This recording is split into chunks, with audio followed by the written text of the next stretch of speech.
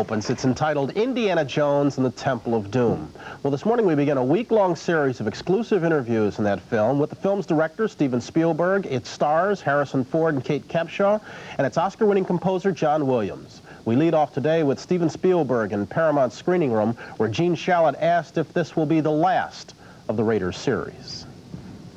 No, I don't think it will be the last of the Raiders series. I know that, you know, George and I have a few, we have a few more tricks up our sleeve, and there's, I'm sure, going to be another Indiana Jones movie. We had initially blueprinted 3 Indiana Jones adventures. These aren't sequels, these are further adventures. How did you come up with the story for this picture? Did you sit around a table and just talk wildly, or did you each sit at a typewriter and write these scenes? Well, George Lucas came up with the basic story, as he did the first movie, and all of us sat, I think, out in a room together in San Anselmo for about a week, and we all talked out loud and pitched ideas and canceled ideas and embraced ideas and said, gee, that's great, who thought of it? We all took credit for ideas that everybody else thought of if they were good, and we blamed the other person if the idea was terrible.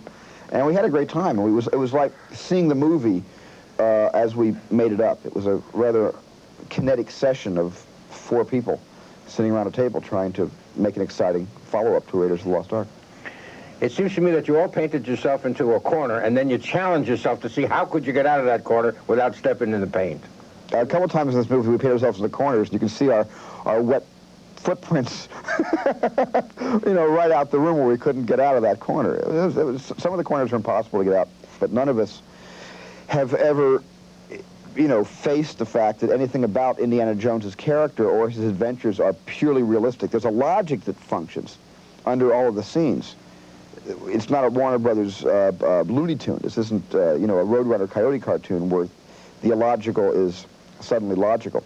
But we're real careful to say, if it's fun, and if the audience will have a good time with this idea, but it probably wouldn't happen to the average person in real life, let's do it anyway. As an example, you have Harrison Ford and Kate Capshaw in an airplane flying over some Oriental mountains, and they wake up in the back of the plane and find out that the 2 pilots have parachuted out. They're alone in a plane that's not being driven. How do you get people out of a spot like that? Mister, wait, please. You call him Dr. Jones, dog. Okay. Dr. Jones? Dr. Jones? Oh, wake up, please. You there already? Oh, good. No. Huh? No one's flying the plane. Boy. They're all gone. You know how to fly, don't you? No. Do you? Oh, no. How hard can it be? I'm a faint. Altimeter. Okay. Airspeed. Okay. Fuel. Fuel. Fuel.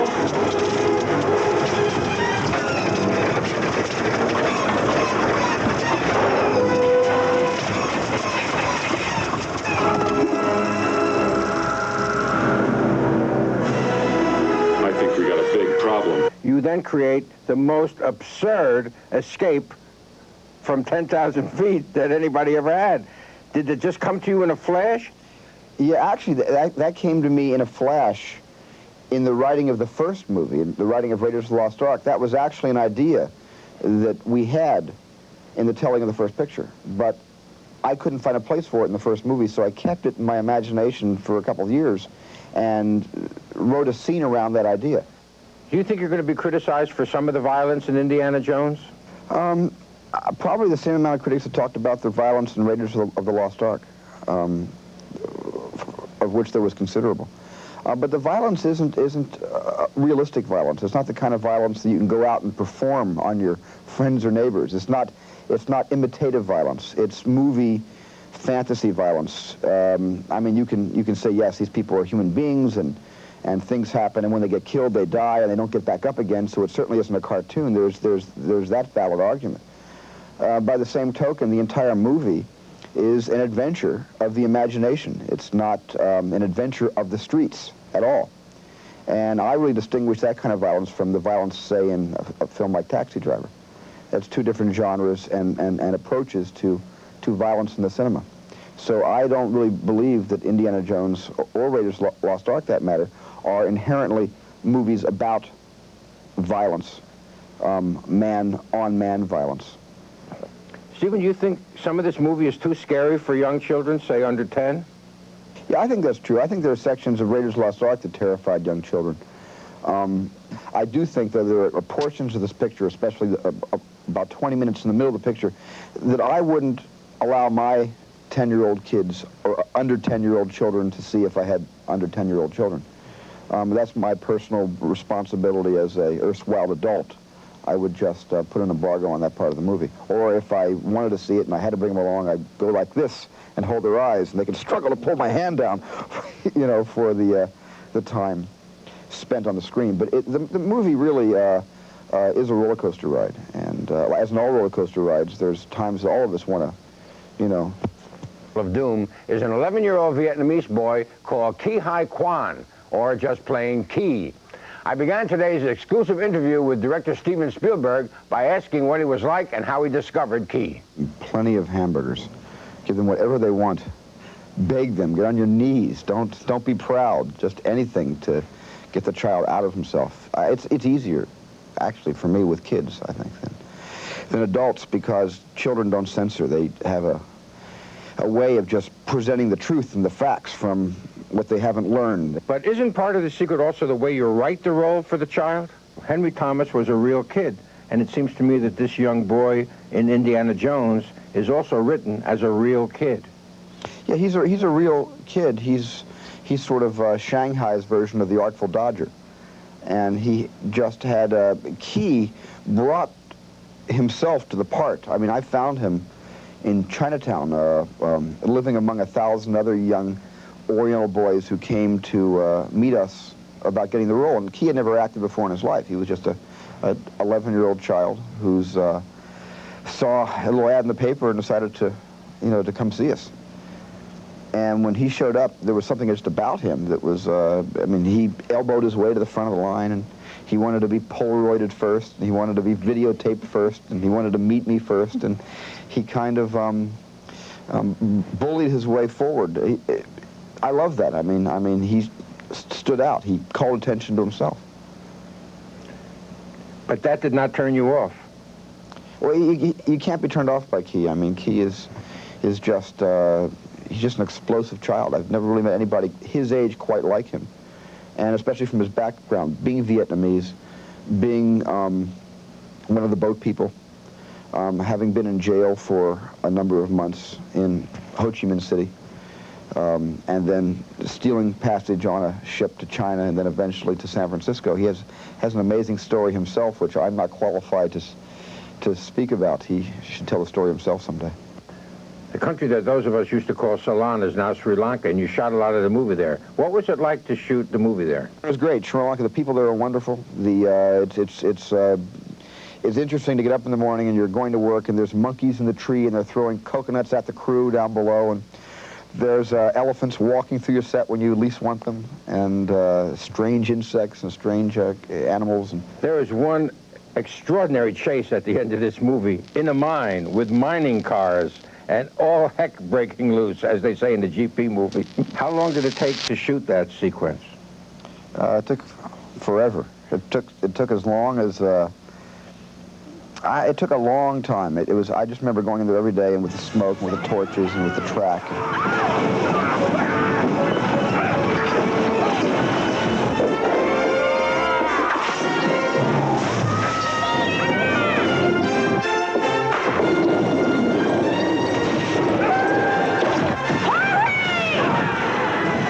Was motorized to follow along with the mine train, so I was on the camera going as fast as the actors were, who were safety harnessed, but you couldn't see it because it was below the camera, into their positions, and it was quite an exciting couple of weeks.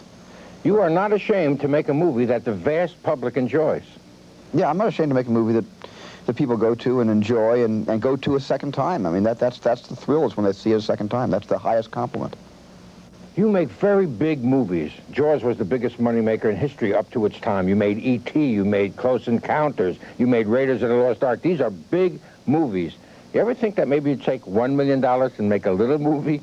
I'd love to make a small movie if I found a story that I really felt passionate towards. E.T. was my small movie. I mean, I never meant E.T. to go out and do what it did and you know, become where it is now. I never intended that to happen. E.T. for me was a picture that was very personal. It was a relationship, albeit an unusual relationship between you know, man and creature, and I thought that was as personal as I was allowing myself to get during that period of my life.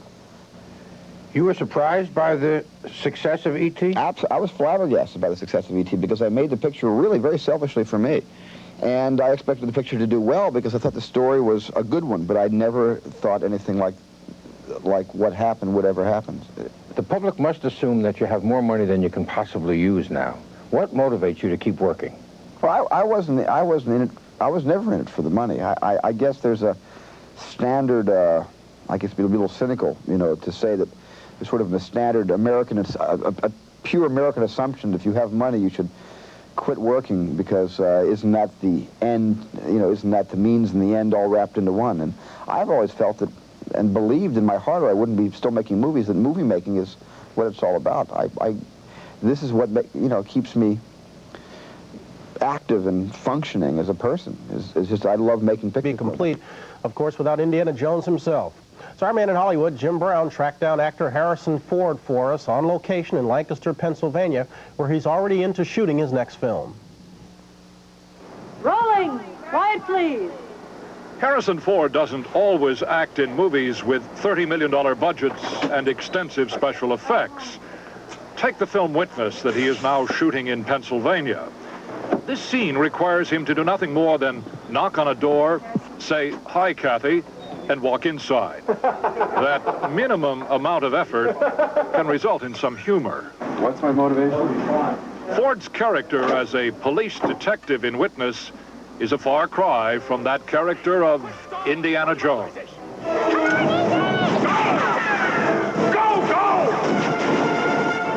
Jones is swinging onto movie screens again this summer in the sequel to the film that introduced the character in Raiders of the Lost Ark, a movie that picked up $112 million in film rentals in the U.S. and Canada and won 5 Academy Awards. Jones' visit to the Temple of Doom will be going after even bigger box office when it explodes on 1,685 movie screens next week. For Harrison Ford, it is yet another acting role in a blockbuster movie that producer George Lucas and director Steven Spielberg move at breakneck speed with hardly a pause for character development. You're quite right. There are very few sort of character scenes in the film. George Lucas has felt that that was established in the first, and really this is a all-out action adventure film. It's not a character drama. This was a much darker film. Now you talked about the character going bad. Yeah, it's that word I think describes it well. It is a darker film by comparison to the first. But to say without that comparison that it's a dark film, I think is not exactly right. I mean, when I think of dark films, I think of more sort of realistically dark films. This film deals with realistic emotions, but the context is not as realistic as some other kinds of films.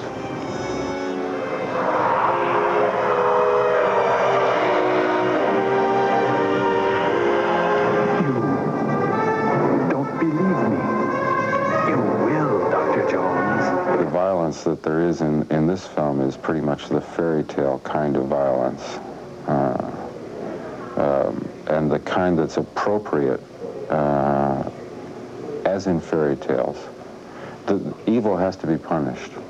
It's a rule. One of the differences in this new Indiana Jones film is his relationship with the female lead. In Raiders, Karen Allen played a spirited woman out of Jones' past, and it was obvious the past could easily be made the present. In the new film, Kate Capshaw, as a spoiled nightclub singer, meets Jones on the run from the bad guys. And their fast-moving relationship doesn't lend itself to too much subtlety. And what sort of research would you do on me? Nocturnal activities. You mean like what sort of cream I put on my face at night? What position I like to sleep in? Mating customs. Love rituals? Primitive sexual practices. So you're an authority in that area? Years of field work.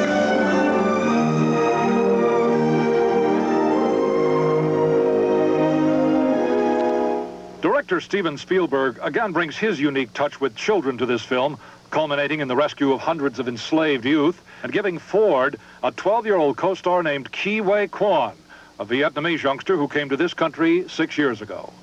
Key knew me from Star Wars and from the first Raiders, and his attitude about me was based on that experience, and it was appropriate for the work that we were doing. So there wasn't very much to manage there. You're a natural sort of relationship. And as you indicated, he was very natural. A first film, and he played it like an old veteran. Yeah, it's disgusting, isn't it? It really, it hurts an actor to see a kid walk on a set and be great without any training or experience. And it also reminds an actor where this stuff really comes from. Because kids don't bring in stuff from outside to use. It all comes from inside.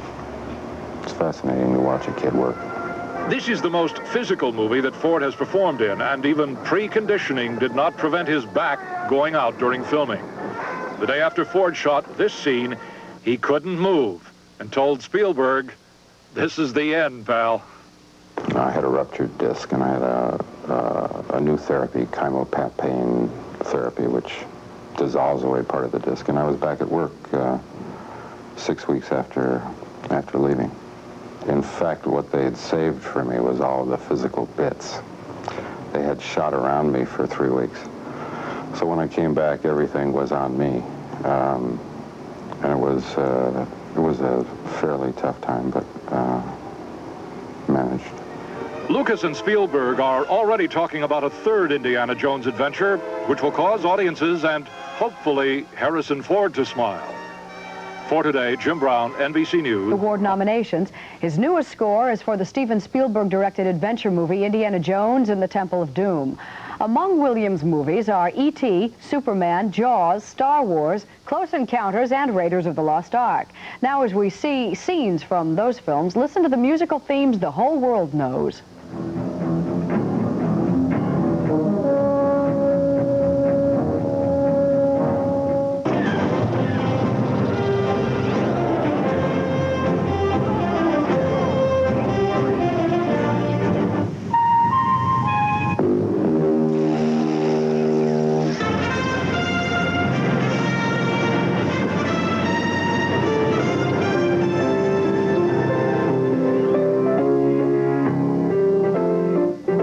Williams has carried his musical theme from Raiders of the Lost Ark over into the new movie, Indiana Jones and the Temple of Doom. I asked him if he composes at the piano. I use the piano a little bit for composing, but really not very much. I sit at the piano and maybe play a few notes to check the pitch of my inner ear in a very quiet room. I'll play a phrase a little bit, but I write instrumental music, or try to. So you sit down with a pad and paper, yeah, and you write the music, and you hear it inside your own head. Aided by the piano. If I wander, if my ear is imperfect and I've wandered off, I'll check it. But if not, I can sit for hours quietly and scribble. Not always happily away, but hopefully. Do you jump out of the bathtub and say, "Eureka! I've got this great theme"? I wait for that feeling. But it really doesn't come. I have to sell myself on the idea. Play it over in a lot of keys, orchestrate it, work with it, look at the film and sort of sing it to myself.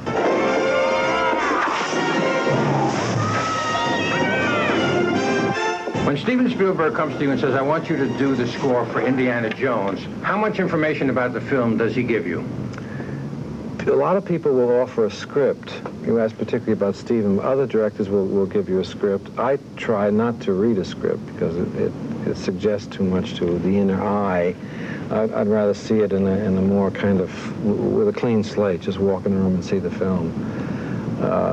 I will look at it and... In other words, he calls you and says, I want you to save time, I want you to do Indiana Jones, and I will show you the movie with the dialogue but no music. I'll show you the movie when I finish shooting it. Come see it when it's done, when we've had a first cut, it's fairly well edited, and we'll look at it together. That's usually the process. And then we talk about where we're going to put music in the film, and just as importantly, where not. And we can then take any isolated sequence that's going to be accompanied by music and discuss all the details of it. Should it be loud here? Should it be soft? Should it be quick? Should it be slow? Should it be pretty? Should it be electronic, vocal, choral? Will it be atmospheric? Will it be even audible or not? Will it be something that will accompany the wind but be softer than the wind, but just be there to make the wind sound like wind but also magic, scary maybe, or a warm wind that invites and seduces. Tricks and artifice of all kinds that we can conjure. John, can I have a fast resume on your life and career? Very quickly, I began playing piano at age 8 and studied fairly seriously until I was in my mid-teens, when I shifted into a kind of high gear of musical study. And I was interested really in first piano and second orchestration. I used to orchestrate as a kid for no real reason. I bought books on orchestration and became fascinated with that, and would write little arrangements of tunes for kids in school and junior high school and high school, and would be fascinated when it would work and sound right. And because my father was a professional musician, I was introduced to good teachers. I had good teaching and studied as a youngster fairly seriously. In the 1950s, when I went to California, the film studios maintained staff orchestras in those years, and there was an opening for piano at Columbia Pictures. So I auditioned for that and I was there for 2 years as a member of the orchestra. And that was the first chance I'd seen, or had really, to see the process of people conducting an orchestra while the film was running.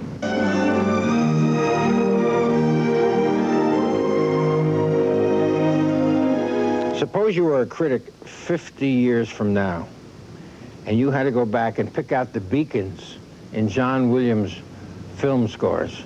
What are, say, 2 of the beacons that you wish would be remembered?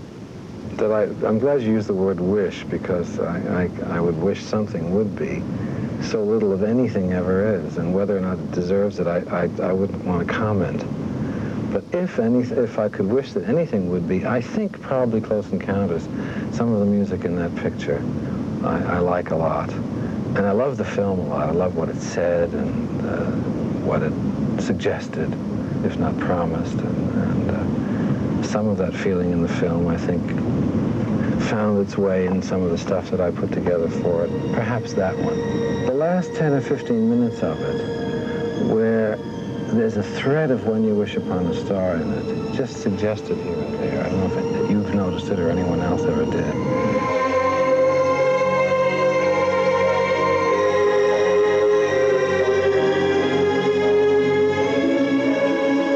The music that accompanies the leaving of the little space visitor, when he comes out and touches the people that he meets, and they go back into the ship, and the doors close and the ship goes up. In short, the music after the communication of the machines.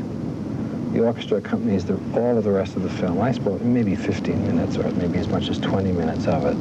That's played orchestrally from that point on. That's the music it has in it, what I feel so... We have now come upon the treasure. It is not hidden, because in this movie, Kate Capshaw is very much in evidence as Harrison Ford's, can I say blousy sidekick? Blousy. Yes, you can say blousy. Okay, Willie Scott. Be objective for a moment. Why did Steven Spielberg pick you? I mean, you're obviously gorgeous and you're obviously a good actress, but why did he pick you? I mean, there had to be lots hundreds. Of women, yeah, yes. Who wanted this? I think that he was looking for something that may have been unidentifiable in his mind, and when I came in to meet him, something instinctively sparked, and we just spent more time like doing a screen test and Were you surprised you got the part? No, I wasn't, because when I met him, I felt like, I mean, I really sat there and I went, oh, I think he likes me, you know. Yeah. You could see his mind working. Everybody saw Raiders of the Lost Ark, right? Everybody saw the first Yeah. one. And they remember Karen Allen as Miss Ravenswood. Your character is quite a bit different, huh? Yes, yes. Yeah. How would you compare the two?